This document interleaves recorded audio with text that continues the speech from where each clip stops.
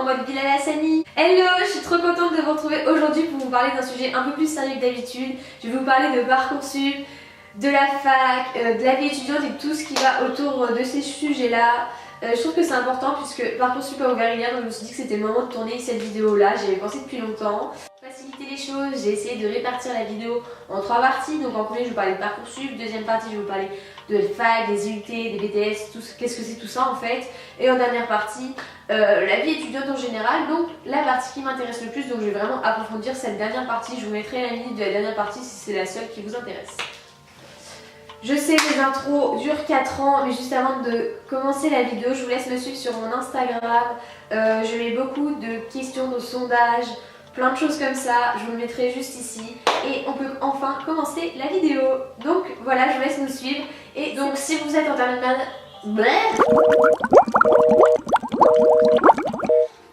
Si vous êtes en terminale, vous savez sûrement que Parcoursup ça a ouvert hier. Donc faut s'inscrire, c'est le moment, vous avez jusqu'à mars pour formuler vos vœux, me semble-t-il. Donc je ne suis pas une experte de Parcoursup comme je l'ai dit avant. En soi, je pars du principe que vous avez des parents, vous avez des profs, il y a des conseillers d'orientation qui peuvent vous aider.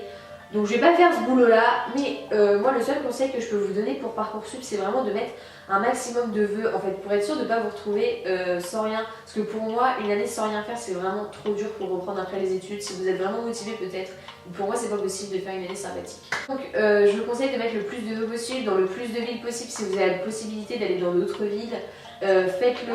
Après, sachez que vous serez prioritaire dans votre région.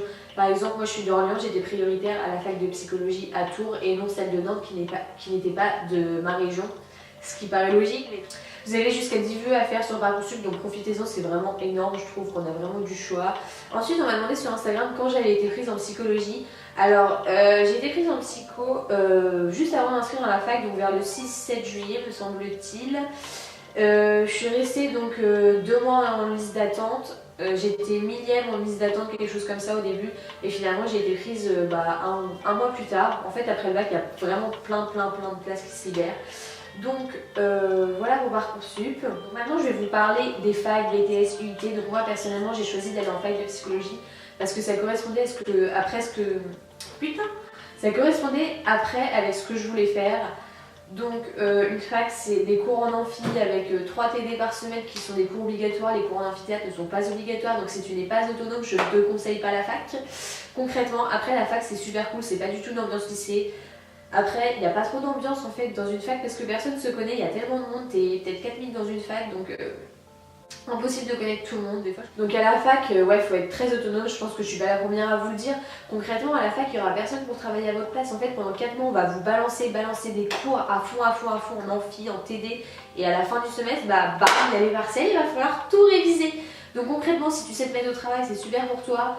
Mais si t'es pas autonome, que tu as besoin d'être un peu plus poussé, d'avoir des contrôles réguliers pour connaître bien tes cours, à la fac tu as 0 contrôle avant les partiels. Enfin en tout cas en fac de psychologie tu n'as pas de contrôle avant les partiels. Donc on te balance tout d'un coup à la fin du semestre, c'est super. Donc je viens de préciser, mais moi je fais une fac de psychologie, une licence de psychologie et ça dure 3 ans une licence. Maintenant je vais vous parler des IUT qui proposent donc des DUT, donc ce sont des diplômes universitaires, par contre qui se font en 2 ans, donc je pense que c'est vraiment quelque chose qui est bien, un DUT, parce qu'en fait ça mélange le principe des amphithéâtres en fac et le principe des BTS avec une classe de 30 élèves plus souvent que dans une fac. Donc je trouve ça assez cool, il y a plein de DUT, renseignez-vous. Et ensuite on a les BTS, c'est vraiment style lycée en fait. Souvent les BTS le font d'ailleurs dans des lycées ou dans des centres de formation, des choses comme ça. Et en fait t'as vraiment une classe de 30 élèves et t'as des cours réguliers toutes les heures avec des profs différents. Exactement comme le lycée en fait. Et ça se fait en 2 ans et les BTS ça prépare vraiment à... souvent à travailler directement après. Après moi par exemple j'aurais préféré faire un DUT mais il n'y avait pas de DUT psychologie, donc j'ai été obligée d'aller en fac et en licence de psychologie pour 3 ans. On ne choisit pas toujours en fonction des domaines, il n'y a pas forcément de DUT, de BTS dans ce qu'on veut. Donc écoutez, on s'adapte hein. Moi je vous précise juste, je ne voulais pas parler de mes études personnelles, mais je précise juste que j'arrête la psychologie et que je vais plutôt me réorienter vers un DUT, je pense que ça me correspondra mieux. Et si ça peut vous intéresser, je vous parlerai de pourquoi j'arrête les études, enfin pas les études, mais pourquoi j'arrête la psychologie dans une prochaine vidéo. Donc voilà pour ce qui est de Parcoursup, des DUT, des BTS, j'espère que ça vous aura un petit peu aidé. Concrètement, c'est vraiment cette partie-là qui va me faire kiffer, c'est la partie sucrée de cette vidéo-là. Je vais vous parler de la vie étudiante en général, donc prendre son envol, de l'autonomie, avoir un appartement, tout ça. En premier, moi je vous explique, j'habite à Orléans et je suis partie vivre à Tours pour ma fac de psycho qui n'était pas dispo à Orléans.